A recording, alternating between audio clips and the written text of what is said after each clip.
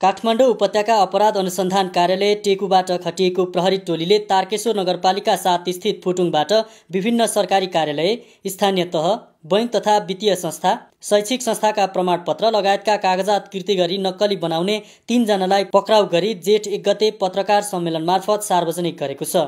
पक्राउ पर्नेहरूमा गोर्खा भीमसेन थापा गाउँपालिका 2 का 46 वर्षीय अञ्जनी बयलकोटी, ओखलढुङ्गा चम्पादेवी गाउँपालिका 7 का 28 वर्षीय निर्मल खड्का र मकवानपुर कैलाश गाउँपालिका 2 का 23 वर्षीय अन्जु खत्री रहेका छन्। प्रहरीले उनीहरूको साथबाट विभिन्न कृति गरी बनाइएका नक्कली कागजात तथा उक्त कार्यसँग सम्बन्धित सामग्रीहरू बरामद गरेको छ। यस सम्बन्धमा थप अनुसन्धान भइरहेको छ।